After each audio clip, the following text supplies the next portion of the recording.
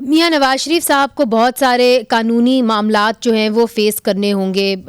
ان کے خلاف 2 کیسز ہیں. اگر لیٹ سے کہ یہ معاملات جنوری سے آگے چلے جاتے ہیں تو آپ نے آپس میں کوئی مشاورت کیا؟ آپ تو ایک سینئر لیڈر ہیں کہ جی اس صورتحال میں پاکستان مسلم لیگ نون کو کون لیڈ کرے گا؟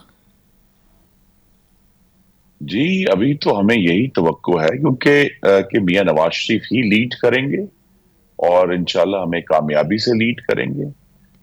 آپ کے ناظرین کو ضرور یہ بتانا میرا فرض ہے کہ میاں نواز شریف جن کیسز میں انہیں سزا ہوئی تھی، ایک کیس میں تو ان کی بیل ہو چکی ہے جو ایون فیلڈ کیس تھا، ان کی سزا سسپینڈڈ ہے.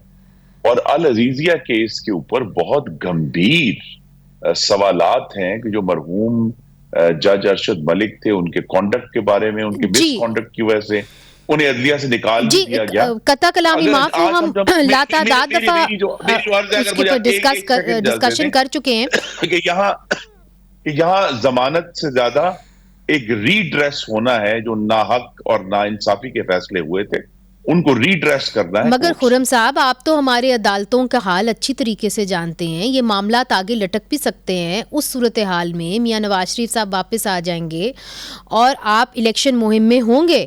اس صورتحال میں آپ نے کوئی تو فیصلہ کیا ہوگا کہ آپ کی جو الیکشن مہم ہے وہ کون چلائے گا؟ جی الیکشن مہم پارٹی کے صدر شہباز شریف چلائیں گے. پارٹی کی جو چیف آرگنائزر ہیں مریم نواز صاحبہ چلائیں گی. 2 تو بڑے کلیئر ہیں، پھر ہمارے پاس بڑے سینئر لیڈران موجود ہیں جو کیمپین چلائیں گے اور سب کے سب الحمدللہ ان کے اوپر تو کوئی قانونی قدغن نہیں ہے. لہذا پارٹی کی تو بڑی ایک بیس ہے. دیکھیے یہ بھی ایک فرق ہے کہ جب مسلم لیگ نون پر ایک مشکل وقت آیا 2017 کے بعد سے، تو مسلم لیگ نون کے لیڈران نے جیل کے خوف سے یا ٹارچر کی وجہ سے ہم نے اپنی جماعتیں نہیں چھوڑی. ہم اب اس کے ساتھ کھڑے ہیں، آج بھی درست، بالکل درست. مگر واقعی میں آپ کے اوپر بھی بہت مشکل وقت آیا، اور جب میاں نواز شریف صاحب گجرانوالہ آئے تھے، بلکہ ان کا جب جلسہ ہوا تھا گجرانوالہ اور وہ ملک سے باہر تھے، تو انہوں نے ایک بڑی سخت تقریر کی تھی. اس کے بعد آپ لوگوں نے ایک یو ٹرن سا لیا اور آپ نے نرمی برتی اپنے موقف کے اندر. مگر اب میاں نواز شریف واپس آ رہے ہیں اور وہ بات کر چکے ہیں کہ جی اکاؤنٹیبلٹی ہونی چاہیے، نہ صرف جنرلوں کی مگر ججز کی بھی ہونی چاہیے.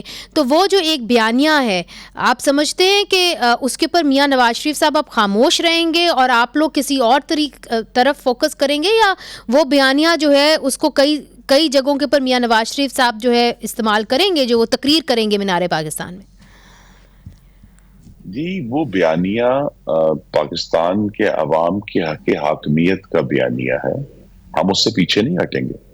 یہ بات کی بحث ہے، اور آپ جیسے جو بالغ نظر لوگ ہیں پاکستان کے، جو قانون بھی جانتے ہیں اور سمجھتے ہیں، اور بھی بہت سارے جو دوسرے قانون جاننے والے اور سول سوسائٹی، یہ ہم سب نے بیٹھ کر ایک مشاورت ہوگی کہ یہ جو اگر اکاؤنٹیبلٹی کا طریقہ کیا ہے، کیا عدالت میں گھسیٹنا اکاؤنٹیبلٹی کہلاتا ہے، یا کیا طریقہ کار ہوگا کہ یہ حساب کم از کم صاف ہو کہ اب پاکستان کی جو جمہوریت ہے اور پاکستان کا جو آئین ہے اس کے ساتھ وہ کھلواڑ نہیں ہوگا جو پہلے ہوا. جو سیاسی انجینئرنگ 2014 کے بعد کی گئی عمران خان کو مسلط کرنے کے لیے، وہ دوبارہ نہیں ہوگی.